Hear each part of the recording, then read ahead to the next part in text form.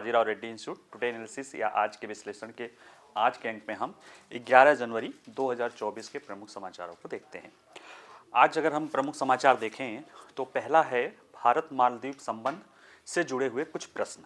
ठीक है, इसमें चूंकि भारत मालदीव का संबंध आपको पता ही है कि प्रधानमंत्री जी अभी लक्षद्वीप गए थे तो उन्होंने कुछ वहाँ की फोटो शेयर की थी। इसको लेके मालदीव के कुछ मंत्रियों द्वारा जो है कुछ ऐसे कमेंट किए गए जो नहीं किए जाने चाहिए।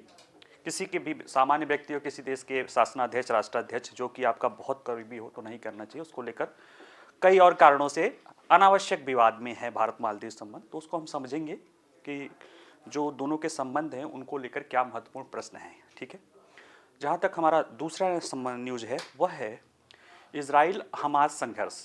जब मैं ये हमास द्वारा इजराइल पर हमला किया गया था तो उस समय जब मैंने क्लास लिया था तो बताया था कि ये युद्ध लंबा चलेगा और इसमें जब कोई टर्निंग पॉइंट आएंगे तब हम चर्चा करेंगे। इसमें हम दो बार चर्चा कर चुके हैं। एक बार टर्निंग पॉइंट आया था जब युद्ध विराम हुआ था तब बताया था। एक बार हुआ था कि क्या भविष्य होना है और उस पर चर्चा चल रही थी कि कैसे अमेरिका कह रहा है कि इजराइल अपनी जो आक्रामक कार्रवाइयाँ हैं उसको थोड़ा सा समेट कर जो है सर्जिकल स्ट्राइक टाइप की कार्रवाई करे। उसी के अगले चरण में इजराइल ने घोषणा की है कि वो गाजा से अपने कुछ हजार सैनिकों को वापस बुला रहा है। तो ऐसे में एक टर्निंग पॉइंट है, इसको हम समझने की कोशिश करते हैं। जहाँ तक तीसरा न्यूज़ है वो है कि एक ILO की एक रिपोर्ट है वेसो ट्रेंड 2024 वर्ल्ड एम्प्लॉयमेंट यानी रोजगार और सामाजिक सर्वेक्षण अनुमान 2024।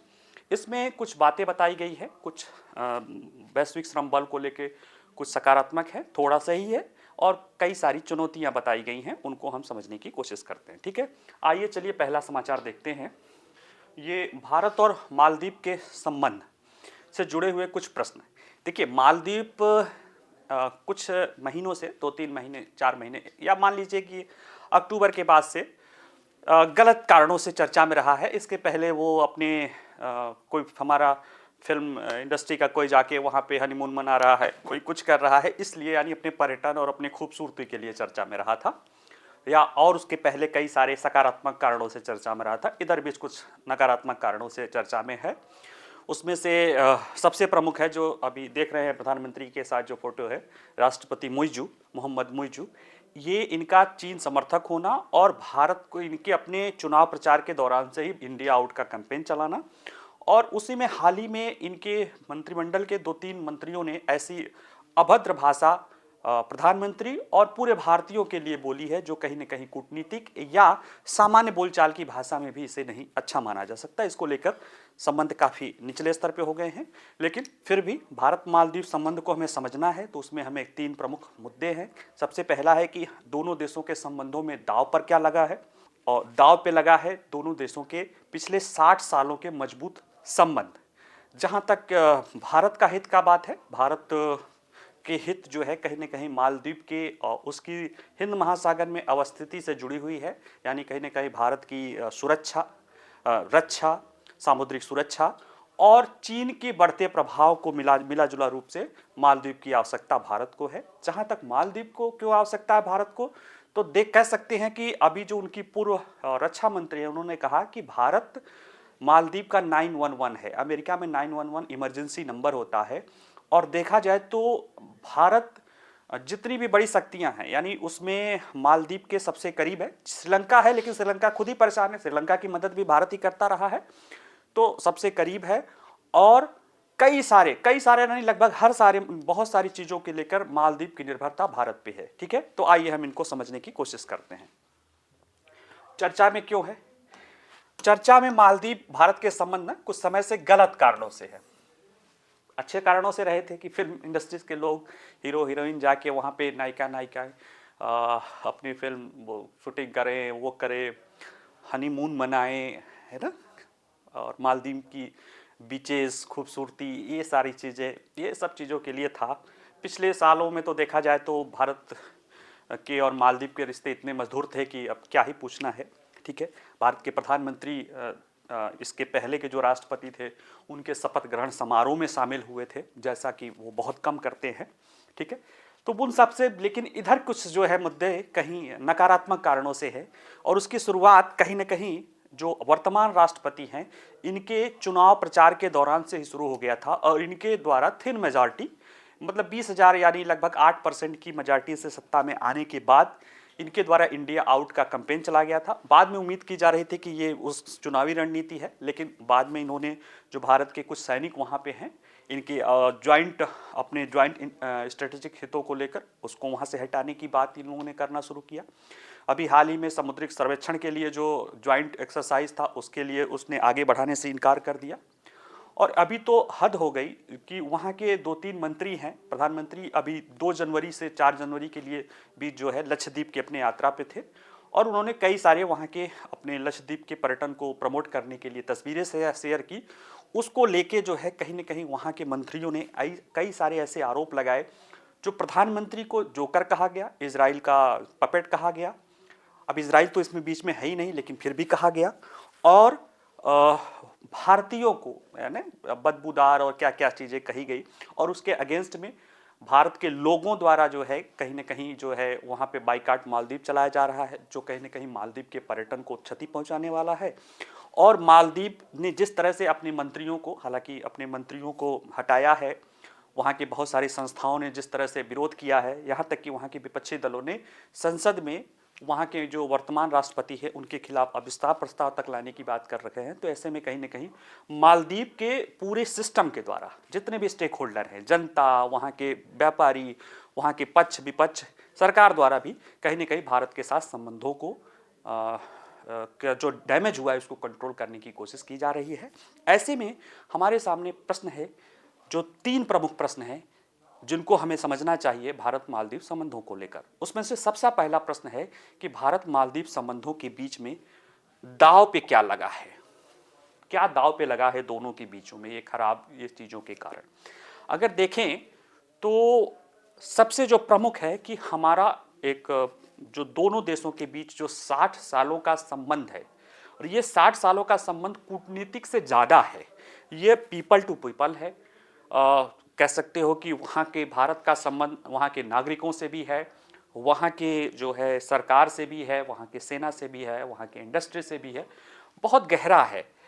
और ये संबंध आज से नहीं है। 65 में जब ब्रिटेन ने मालदीव को छोड़ा था, यानी उसको आज़ादी मिली थी, तब से भारत के उसके राजनयिक संबंध है। हालांकि 78 तक श्रीलंका के जो भारत में जो श्रीलंका का दूतावास है वहीं उससे संबंधों में देखता था, लेकिन 1980 के बाद से तो भारत के वहाँ पे जो है हमारा वहाँ पे एम्बेसी है, माले का हमारे यहाँ पे है। तो कहीं ना कहीं ये जो 60 सालों का संबंध है वह दाव पे लग गया है, और इसको कहीं ना कहीं सजोने की ज़रूरत है, क्योंकि इन संबंधों को खासतौर से जो पीपल टू पीपल कॉन्टैक्ट है, यानी आप देखिए कि जो स्थानीय आबादी के साथ नेटवर्किंग है, या भारत को जो अधिकांश मालदीव वासियों के लिए शिक्षा चिकित्सा कारणों का पसंदीदा पहला गंतव्य स्थान बनाता है, इसको बनने में बहुत समय लगते हैं। सरकारों के साथ तो संबंध बन जाते हैं, लेकिन लोगों से लोगों का अगर कॉन्टैक्ट टूटता है तो उसको बनने में बहुत संबंध लगते हैं, और कहीं ना कहीं ये हमारे दाव पे लग गया है। और उसमें कहीं ना कहीं भूमिका अगर देखा जाए तो चीन की तो है ही है, यानी अगर मालदीव की जो इस पे थोड़ा बता भी देते हैं, ये बात मैं नहीं, एक प्रकाश करके जो है एन प्रकाश करके भारत के नौसेना अध्यक्ष रहे, उनका आर्टिकल आज के ही इंडियन एक्सप्रेस में है। उन्होंने बताया कि कहीं ना कहीं इसके पीछे अगर कारणों में देखा जाए तो चीन तो है ही है। मालदीव की जनसंख्या ज़्यादातर जो है वहाँ पे मुस्लिम जनसंख्या है 96-97%, और वहाँ पे पाकिस्तान का भारत विरोधी तत्व या जो वहाइज़म तत्व है वो भी उसमें दिखाई देता है, वो भी भड़काने में भूमिका अदा करता है। और ऐसा नहीं है कि भारतीय कहीं कम है। अगर हम भारत में ही अपने प्रशासनिक अधिकारियों को देखें, IAS IPS उनकी व्यवहार को देखें, तो वो बिल्कुल वैसा ही व्यवहार करते हैं आज़ादी के 75 साल बाद भी, जैसा कि वह अभी भी अंग्रेजों के लाट साहब जैसा व्यवहार आम लोगों के साथ करते हैं। ऐसे में वो जो नौसेना पूर्व अध्यक्ष कहते हैं कि जो भारतीय अधिकारी, विदेश सेवा के अधिकारी या जो भारतीय दूत हैं, जो दूतावास के लोग हैं, जब इन भारत के पड़ोसी देशों में, खासतौर से छोटे देशों में रहते हैं, तो वह भी वहाँ के दूध, भारत के इनवा या दूध के रूप में नहीं व्यवहार करते हैं, वह अपने आप को वायसराय के रूप में व्यवहार करने लगते हैं। ऐसा आरोप वो भी लगा रहे हैं, और ऐसा आरोप जो भारत के कई सारे पड़ोसी देशों द्वारा लगाया जाता है, और कहा जाता है कि भारत बिग ब्रदरली, एल्डरली नहीं, बड़े भाई के रूप में नहीं, बड़े भाई मतलब एल्डर ब्रदर के रूप में नहीं, बिग ब्रदर यानी कि जो बड़ा है ना भाई, वो भाई के रूप में व्यवहार करता है। वो भी कहीं ना कहीं जो है वहाँ के लोगों में भारत के प्रति जो है ये भाव उत्पन्न करते हैं। तो कहीं ना कहीं पूरी कई सारी चीज़ें उसमें शामिल होती है। चाइना का एंगल तो है ही है, चाइना का एंगल को भी हम समझते हैं, ठीक है। तो आइए ये समझते हैं कि जो ये स्टेक दांव पे लगा है, इसमें हमारे लिए मालदीव का क्या महत्व है। दूसरा जो महत्वपूर्ण प्रश्न है, और हमारे लिए जो सबसे महत्वपूर्ण प्रश्न है, वह है कि हमारे लिए मालदीव क्यों महत्वपूर्ण है। अगर हम मालदीव को देखें तो उसकी जो अवस्थिति है हिंद महासागर में, जो उसकी अवस्थिति है, वह उसकी जो अवस्थिति ही यानी जियो स्ट्रेटेजिक जो उसका लोकेशन है, वह भारत के लिए कई सारे जो है मतलब कह सकते हो कि सुरक्षा और रक्षा, खासतौर से हिंद महासागर के देश, हिंद महासागर के क्षेत्र में महत्वपूर्ण भूमिका अदा करता है। अगर उसको हम पहले उसमें देखें कि भू रणनीतिक अवस्थिति या स्थिति और समुद्री सुरक्षा को लेकर जो है सबसे महत्वपूर्ण है, क्योंकि भारत के पश्चिमी तट से निकटता, जैसे मिनिकॉय लक्षद्वीप का एक जो द्वीप है, जहाँ पे अभी प्रपोज्ड है कि किया जा रहा है कि वहाँ पे एक हवाई अड्डा बनाया जाएगा, सैन्य वाला भी बनाया जाएगा, और उस तरह से वहाँ से मात्र 70 नॉटिकल मील यानी लगभग 100 किलोमीटर दूर जो है माले है। और अगर देखा जाए पश्चिमी तट से भी तो 300 समुद्री मील यानी 400 से 500 से 600 किलोमीटर दूर जो है हमारे माले स्थित है। और यह जो है कहीं न कहीं माले की निर्भरता यानी मालदीव की निर्भरता भारत पे बनाता है। तो भारत के लिए भी, चूंकि उसका अपने पूरे समुद्री हिंद महासागर क्षेत्र में अपनी सुरक्षा में उसकी स्थिति को भी कहीं न कहीं महत्वपूर्ण बनाता है, क्योंकि वहाँ से एक कई महत्वपूर्ण यानी वाणिज्यिक समुद्री मार्ग यहाँ से गुजरते हैं। और ऐसे में अगर भारत को हिंद महासागर की सुरक्षा करनी है तो मालदीव का सशक्त होना यानी मालदीव की जो सुरक्षा है वो भी सशक्त होना भारत के लिए महत्वपूर्ण है। यानी कि मालदीव में भारत के जो समुद्री सुरक्षा भारत के हिंद महासागर है उसके लिए जरूरी है कि मालदीव भी सुरक्षित रहे और उसमें कहीं ना कहीं भारत का इन्फ्लुएंस रहे। इसी को लेके अगला पक्ष आता है रक्षा को लेके। मालदीव में कि इसी वही जो स्ट्रेटेजिक और सुरक्षा समुद्री सुरक्षा को देखते हुए भारत मालदीव में जो रक्षा है उसके वहाँ के रक्षा बलों के ऊपर बहुत ज़्यादा इन्वेस्ट करता है, खासतौर से प्रशिक्षण को लेके। कहा जाता है कि अनुमान के कि वहाँ की जो 70% रक्षा बलों का प्रशिक्षण कार्य भारत द्वारा किया गया है। पिछले कुछ वर्षों में यानी पिछले 10 वर्षों में देखा गया है कि 1500 से अधिक मालदीव राष्ट्रीय रक्षा बल कर्मियों का प्रशिक्षण जो है भारत द्वारा कुछ वहाँ के एकेडमी में और ज़्यादातर अपने यहाँ के एकेडमी में इनको प्रशिक्षण दिया जाता है। साथ ही भारतीय नौसेना के हवाई निगरानी के लिए मालदीव के रक्षा बलों को भी विमान, हेलीकॉप्टर आदि दिए गए हैं। उनको ट्रेनिंग दी गई है कि कैसे द्वीपों पर लंबवत उतरे, ये सारी चीज़ें जो है की गई है, ठीक है।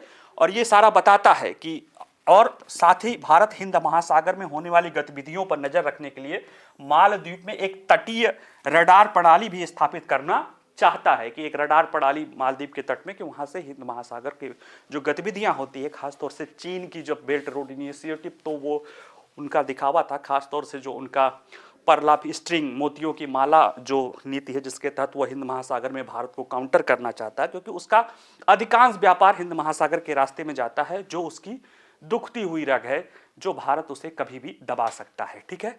तो उसको लेकर जो है कहीं ना कहीं भारत के लिए यह महत्वपूर्ण है। साथ ही में एक जो नया एंगल है, भारत और चीन के संबंधों को तो कोई नहीं जान रहा है, मतलब कोई छुपा है नहीं, और ख़ासतौर से अब जो इंडो पैसिफिक क्षेत्र में भारत, अमेरिका और जो चीन का जो त्रिकोण का संबंध है, ऐसे में चीन की वहाँ पे उपस्थिति भारत के सामुद्रिक सुरक्षा हितों के लेकर एक चुनौतीपूर्ण कार्य करती है।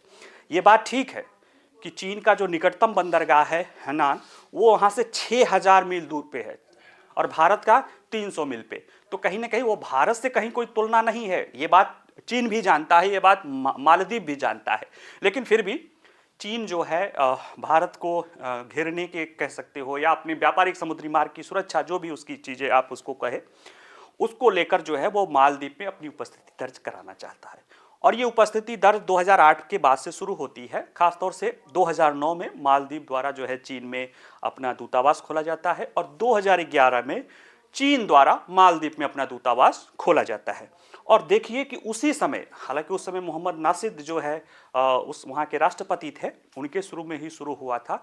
उसी समय जो है मालदीव का जो अंतर्राष्ट्रीय हवाई अड्डा है उसको बनाने की जिम्मेदारी GMR, एक भारत की कंपनी है, उसको दी गई थी। उसके एक तरफा उसके जो है कॉन्ट्रैक्ट को रद्द कर दिया गया था और भारत सरकार द्वारा उस समय उस चीज को ध्यान नहीं दिया गया और वही वो समय था जब चीन वहां पे अपना प्रभाव बढ़ाने लगा था। उसी दौरान ही शी जिनपिंग आते हैं और उनका शुरू होता है बेल्ट रोड इनिशिएटिव। मालदीव में 2013 में सत्ता परिवर्तन होती है और वो एक जो आते हैं नाम मेरे ख्याल से अब्दुल्ला यामीन, इसके जो मौजू के गुरु माने जाते हैं, हालांकि अभी दोनों में काफ़ी अलगाव हो गया है। ये 13 से 18 तक वहाँ के राष्ट्रपति रहते हैं और ये पूरी तरह से टिल्टेड है किसके तरफ? चीन के तरफ। और चीन की जो बेल्ट रोड इनिशिएटिव है वो एक्चुअल में कुछ नहीं है। वह क्या है कि जो कमज़ोर देश हैं उनके देशों में निवेश के नाम पे वहाँ के जो सत्ता पक्ष के लोग हैं उनको पैसा खिलाओ, उनको भ्रष्ट करो। क्योंकि चीन जहाँ जाता है, चीन का जहाँ भी निवेश होगा वहाँ पे भ्रष्टाचार यानी करप्शन जाता है, वहाँ पे प्रोस्टिट्यूशन या ना कह सकते हैं तो ये भी चीज़ें बढ़ जाती है। और वहाँ पे यानी ये सारी गलती चीन की ये सारी चीज़ें हैं जिसके ज़रिए वो चीज़ें वहाँ पे क्या करता है, वहाँ के जो सत्ता पक्ष के लोग हैं उन्हें अपने काबू में रखता है। यानी वो पैसा देश में निवेश करता है लेकिन उसके भ्रष्टाचार के कारण वो पैसा जो लोग हैं, जो उसमें काम करने वाले लोग हैं, उनके जेब में जाता है। इसीलिए मोहम्मद नासिर पर भी आरोप लगा था, मोहम्मद नासिर पर भी आरोप लगा था, अब्दुल्ला यामीन पर भी आरोप लगा है, वो जेल में है। और इस जो मोहम्मद मुर्जी है, जो कि उस समय के इंफ्रास्ट्रक्चर मिनिस्टर था, इस पे भी आरोप है कि ये चीन के जो है जेब में है। क्यों? क्योंकि व्यक्तिगत हित। ऐसा भारत नहीं करता है, भारत ऐसा कभी नहीं करता है, लेकिन चीन इसको खुलेआम तौर पे करता है। ठीक है, तो चीन ऐसा कर रहा था। अपना बेल्ट रोड इनिशिएटिव एक दौर था और 13 से 18 तक वो कॉपी करता, लेकिन बाद में फिर वहां पे सत्ता परिवर्तन होता है और उसके बाद जो राष्ट्रपति आते हैं वो भारत के बिल्कुल करीबी हो जाते हैं। ठीक है, लेकिन होता है ना कि करीब के दौरान उनके ऊपर भी कई सारे भ्रष्टाचार के आरोप लगते हैं और वो चीजें मिला के जो है कहीं ना कहीं भारत के लिए चिंता का विषय बना हुआ है। तो कहीं ना कहीं चीन की जो उपस्थिति है वह और वर्तमान राष्ट्रपति के दौरान भारत के लिए चिंता का विषय है। भारत का इंटरेस्ट है कि मालदीव में वो मालदीव के साथ संबंध रखे, वो चीन के लिए खुला चीज न छोड़ दे। यानी कुल मिला के हिंद महासागर का सर्वेक्षण, हिंद महासागर पे निगरानी, अपनी समुद्री सुरक्षा और चीन के बढ़ते प्रभाव को रोकने के लिए भारत को मालदीव की आवश्यकता है। अब तीसरा प्रश्न ये है कि मालदीव को भारत की आवश्यकता क्यों है? ये ठीक है कि भारत को तो समझ में आ गया। जो तीसरा महत्वपूर्ण प्रश्न है कि मालदीव को भारत की आवश्यकता क्यों है, अगर देखा जाए तो इतने सारे कारण है कि क्या बताया जाए। सबसे पहले अपने रोजमर्रा की आवश्यकताओं के लिए भी मालदीव भारत पे निर्भर है। उसको जो कुछ भी चाहिए है ना, आप सोच लो, उनको चावल, मसाले, फल, सब्जियां, मुर्गी, जो भी खाद्य वस्तुएं चाहिए होती है वो सबका सब भारत से जाता है। सी फूड छोड़ दिया जाए क्योंकि सी फूड तो वहां पे काफी है। दूसरा, दवाओं की आपूर्ति भारत से जाता है। वहां पे एक 300 बेड का जो सुपर स्पेशलिटी हॉस्पिटल है इंदिरा मेमोरियल, उसको भी भारत ने बनवाया है। इसके साथ साथ जो बुनियादी ढांचे, जिस बुनियादी ढांचे पर आज वो अपना गुमान कर रहा है, उसके मंत्री कर रहे हैं कि हमारा इंफ्रास्ट्रक्चर प्रोजेक्ट जो है वो भारत से कई गुना बेहतर है टूरिज्म का, उसके लिए जो कुछ भी चाहिए, सीमेंट से लेके, बालू से लेके, पत्थर से लेके, जो भी कुछ चाहिए वो सब कहां से जाता है? भारत से जाता है। क्योंकि भारत सबसे निकट है।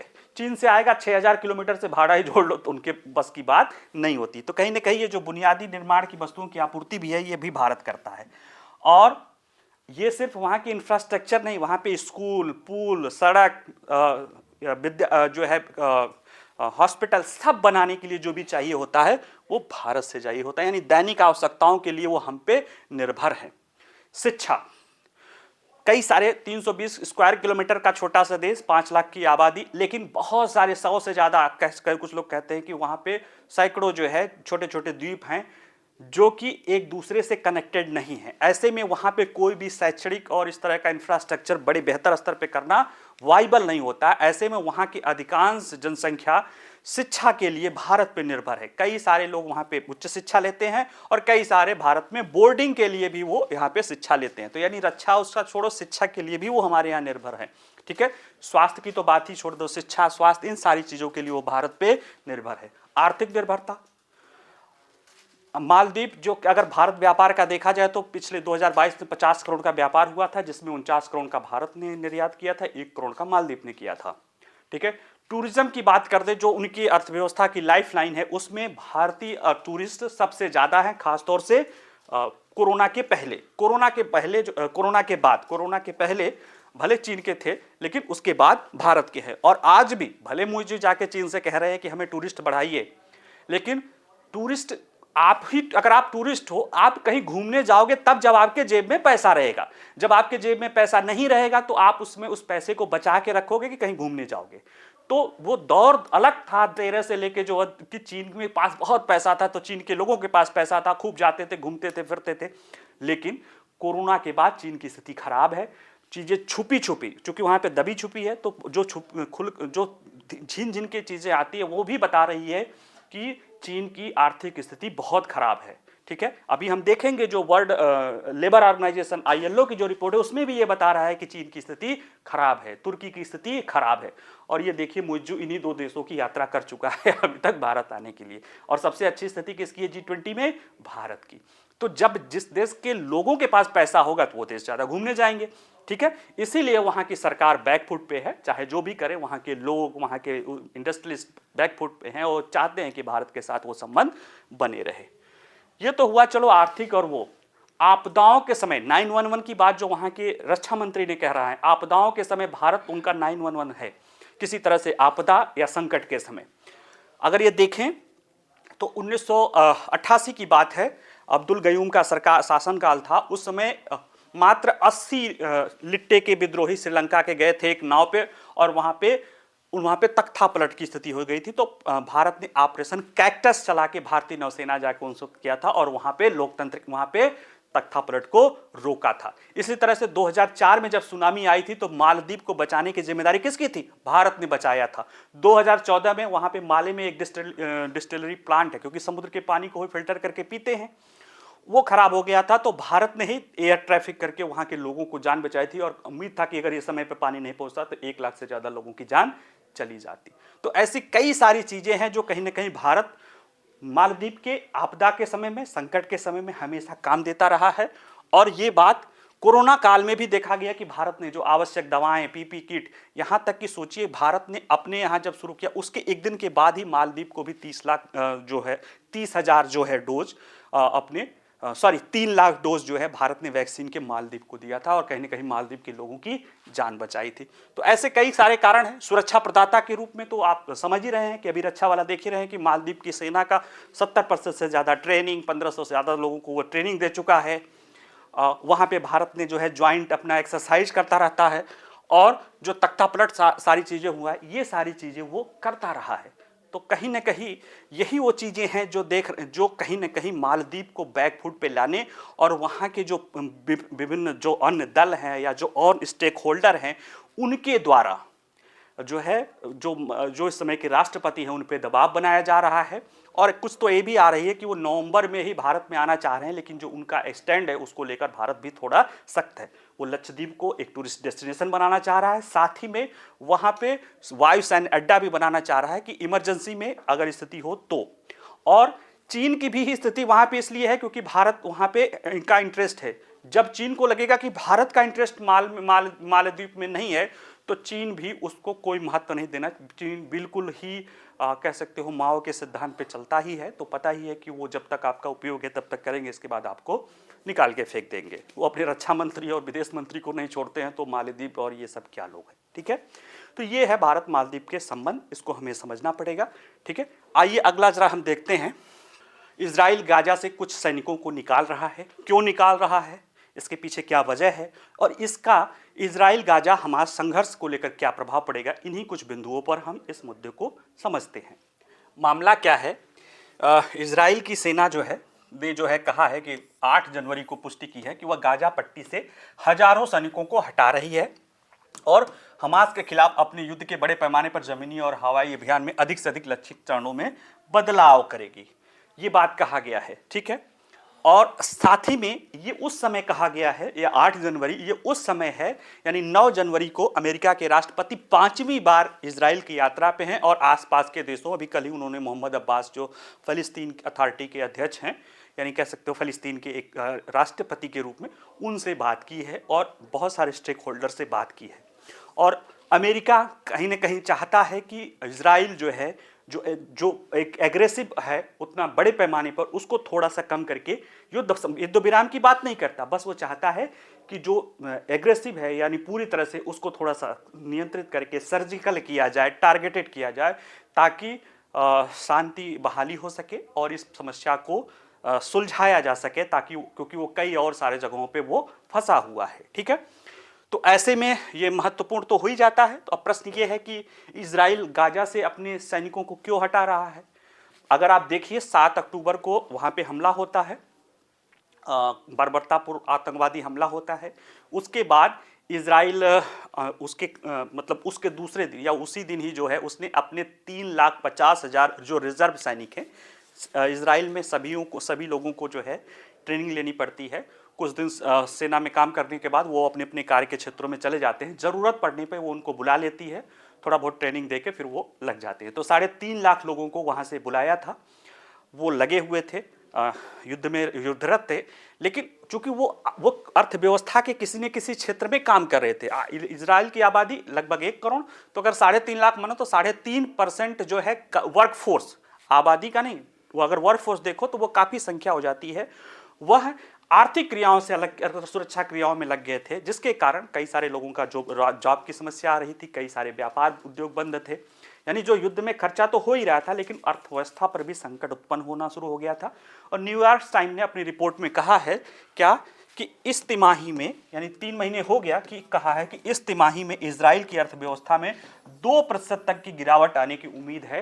क्यों? वर्क फोर्स की कमी के कारण। तो एक ये प्रमुख चीज आ रही है कि कहीं ना कहीं इजराइल इस रिजर्व फोर्स के कुछ लोगों को काम पे भेजना चाह रहा है और कुछ लोगों को वह और ट्रेनिंग देना चाह रहा है, क्योंकि पहले तो शुरुआत में लगा दिया, फिर उसको लगा कि नहीं और ट्रेनिंग देके इनको करे, ठीक है।